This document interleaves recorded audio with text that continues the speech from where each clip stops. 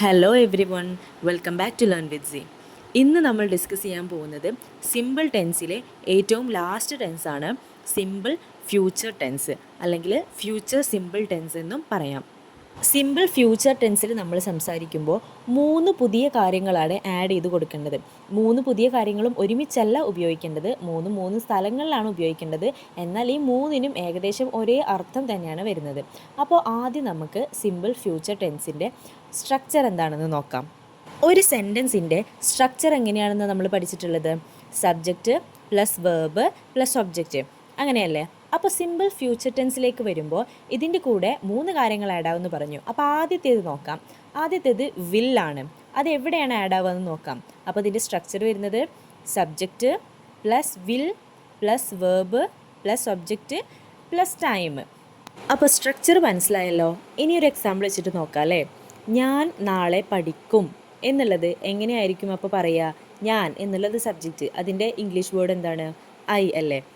നാളെ പഠിക്കും എന്നുള്ളതാണ്. അപ്പോൾ സബ്ജക്റ്റിന് ശേഷം എന്ത് വരണം എന്നാണ് പറഞ്ഞത്? വില്ല് വരണം എന്നാണ് പറഞ്ഞത് അല്ലേ? അപ്പോൾ ഐ വിൽ സ്റ്റഡി എന്ന് പറഞ്ഞാൽ പഠിക്കുക. അപ്പോൾ ഐ വിൽ സ്റ്റഡി നാളെ, ടുമോറോ. അപ്പോൾ ഐ വിൽ സ്റ്റഡി ടുമോറോ. ഇങ്ങനെയാണ് സിമ്പിൾ ഫ്യൂച്ചർ ടെൻസിൽ ഒരു സെൻറ്റൻസ് വരുന്നത്.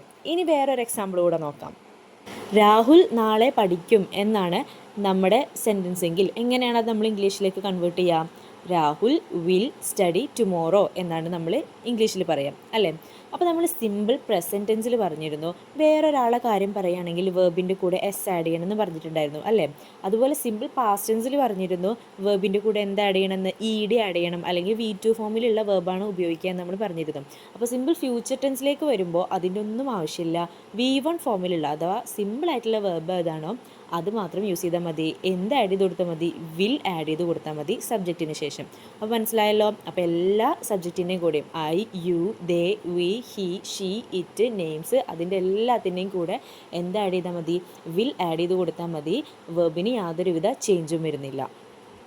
ഇനി വില്ലിന് പകരം നമ്മൾ ഉപയോഗിക്കുന്ന മറ്റൊരു വേർഡാണ് ഷാൾ എന്ന് പറയുന്നത്. രണ്ടിൻ്റെയും മീനിങ് സെയിം ആണ്, ഫ്യൂച്ചറിനെ ഇൻഡിക്കേറ്റ് ചെയ്യാൻ വേണ്ടിയിട്ട് ഉപയോഗിക്കുന്നതാണ്.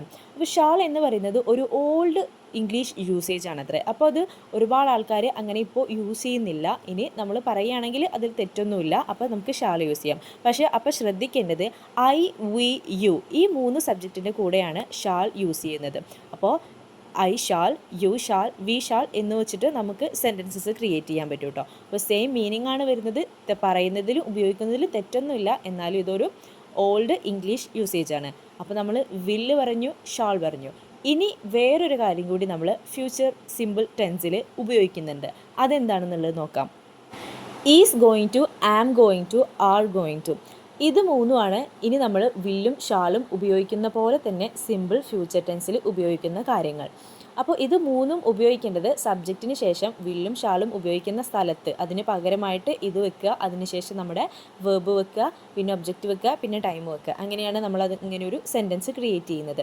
അപ്പോൾ ഈ is going to, am going to, are going to ഉപയോഗിക്കുമ്പോൾ നമ്മൾ ഒരു കാര്യം ശ്രദ്ധിക്കേണ്ടതുണ്ട്. അതെന്താണെന്ന് നോക്കാം. ആം ഗോയിങ് ടു എന്നുള്ളത് എപ്പോഴും എന്തിൻ്റെ കൂടെയാണ് യൂസ് ചെയ്യുക? ഐ എന്ന് പറയുന്ന സബ്ജക്റ്റിൻ്റെ കൂടെയാണ് യൂസ് ചെയ്യുക. അപ്പോൾ നാളെ ഞാൻ പഠിക്കാൻ പോവുകയാണ്, അല്ലെങ്കിൽ നാളെ ഞാൻ പഠിക്കും, ഇതിന് രണ്ടിനും ഏകദേശം ഒരേ മീനിങ് ആണല്ലോ, ഒരേ ഉദ്ദേശമാണല്ലോ. അപ്പോൾ അതെങ്ങനെയാണ് ആം ഗോയിങ് ടു യൂസ് ചെയ്തിട്ട് എഴുതുക? I am going to study tomorrow. ഞാൻ നാളെ പഠിക്കാൻ പോവുകയാണ്, ഞാൻ നാളെ പഠിക്കും എന്നാണ് ഇതിൻ്റെ മീനിങ് വരുന്നത്. ഇനി ഈസ് ഗോയിങ് ടു ആണെങ്കിൽ എവിടെയായിരിക്കും ഉപയോഗിക്കുക? സിംഗുലർ ആയിട്ടുള്ള സബ്ജക്റ്റിൻ്റെ കൂടെ ആയിരിക്കും ഈസ് ഗോയിങ് ടു ഉപയോഗിക്കുന്നുണ്ടാവുക അല്ലേ? അതായത് ഹി, ഷീ, രാഹുൽ, രാജു അല്ലെങ്കിൽ രാധ അങ്ങനെയൊക്കെ പറയുന്ന സബ്ജക്റ്റുകളുടെ സിംഗുലർ ആയിട്ടുള്ള സബ്ജക്റ്റിൻ്റെ കൂടെയാണ് എന്തുപയോഗിക്കുക? ഈസ് ഗോയിങ് ടു ഉപയോഗിക്കുക. Rahul is going to, he is going to, she is going to, എന്താണെന്ന് വെച്ചാൽ അങ്ങനെയാണ് നമ്മൾ ഈസ് ഗോയിങ് ടു ഉപയോഗിക്കുക.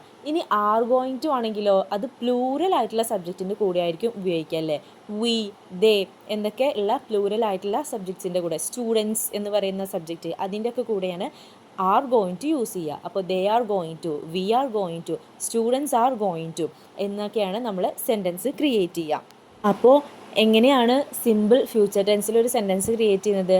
സബ്ജക്റ്റ് പ്ലസ് വിൽ അല്ലെങ്കിൽ ഷാൾ അല്ലെങ്കിൽ is going to, are going to, I am going to ഇതിലേതെങ്കിലും ഒരെണ്ണം plus verb plus object plus time. ഇങ്ങനെയാണ് നമ്മൾ സിമ്പിൾ ഫ്യൂച്ചർ ടെൻസിൽ ഒരു സെൻറ്റൻസ് ക്രിയേറ്റ് ചെയ്യുന്നത്.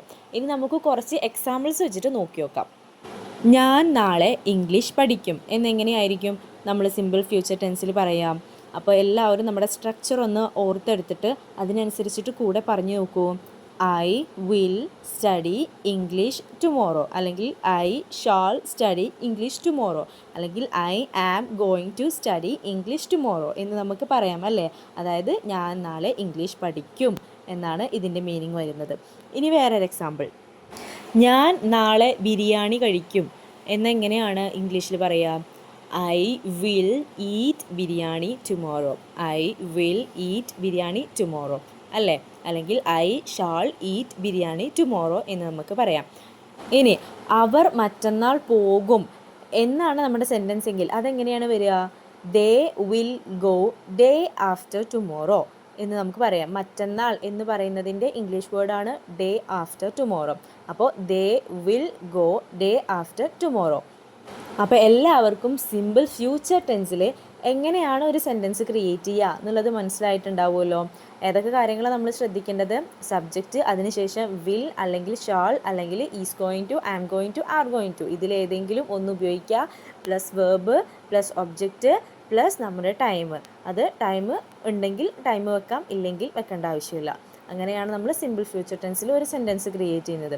ഇനി വിൽ എല്ലാ സബ്ജക്റ്റിൻ്റെയും കൂടെ ഉപയോഗിക്കാം. ഷാൾ ഉപയോഗിക്കേണ്ടത് ഐ, വി, യു ഈ 3 സബ്ജക്റ്റിൻ്റെ കൂടെയാണ് ഷാൾ ഉപയോഗിക്കുക. ഷാൾ എന്ന് പറയുന്നത് ഒരു ഓൾഡ് യൂസേജ് ആണ്, നമുക്ക് ഉപയോഗിക്കാം, ഉപയോഗിക്കുന്നതിൽ തെറ്റൊന്നുമില്ല. ഇനി ഈസ് ഗോയിങ് ടു ആണെങ്കിൽ നമ്മൾ സിംഗുലർ ആയിട്ടുള്ള സബ്ജക്റ്റിൻ്റെ കൂടെ, ഹീ ഷീ എന്നൊക്കെ പറയുന്ന സിംഗുലർ ആയിട്ടുള്ള സബ്ജക്റ്റിൻ്റെ കൂടെ ഉപയോഗിക്കുക. ആം ഗോയിങ് ടു ആണെങ്കിൽ ഐൻ്റെ കൂടെ മാത്രം ഉപയോഗിക്കുക. ഇനി ആർ ഗോയിങ് ടു ആണെങ്കിൽ പ്ലൂറൽ ആയിട്ടുള്ള സബ്ജക്റ്റിൻ്റെ കൂടെയാണ് നമ്മൾ ഉപയോഗിക്കുക. അപ്പോൾ ഇത്രയേ ഉള്ളൂ നമ്മുടെ ഇന്നത്തെ വീഡിയോ. എല്ലാവർക്കും മനസ്സിലായിട്ടുണ്ടാവുമെന്ന് വിചാരിക്കുന്നു. നിങ്ങൾ വീഡിയോ കേട്ടിട്ട് ഇതിൻ്റെ നോട്ട്സും കാര്യങ്ങളൊക്കെ എഴുതി വെച്ച് അത് നന്നായി ഒന്ന് വായിച്ച് മനസ്സിലാക്കിയതിന് ശേഷം ഒരുപാട് എക്സാമ്പിൾസ് ഉണ്ടാക്കി നോക്കി നോക്കുക. അതുപോലെ തന്നെ നമ്മുടെ സ്ഥിരം ഡയറി ആക്ടിവിറ്റി കൂടെ ഈ സിമ്പിൾ പ്രസൻറ്റ് ടെൻസ് ഉപയോഗിച്ചിട്ട് എഴുതുകയാണെന്നുണ്ടെങ്കിൽ പിന്നീട് നിങ്ങളത് ഒരിക്കലും മറക്കില്ല. അപ്പോൾ വീഡിയോ കണ്ട എല്ലാവർക്കും നന്ദി.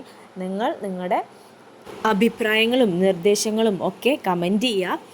അതുപോലെ നമ്മുടെ വീഡിയോ ഇഷ്ടപ്പെട്ടെങ്കിൽ ലൈക്ക് ചെയ്യുക, നമ്മുടെ ചാനൽ സബ്സ്ക്രൈബ് ചെയ്യുക. ഒപ്പം നിങ്ങളുടെ സുഹൃത്തുക്കൾക്ക്, ഇംഗ്ലീഷ് പഠിക്കാൻ ആഗ്രഹിക്കുന്ന സുഹൃത്തുക്കൾക്ക് നമ്മുടെ വീഡിയോ ഷെയർ ചെയ്ത് കൊടുക്കുകയും കൂടി ചെയ്യുക. And thank you for watching.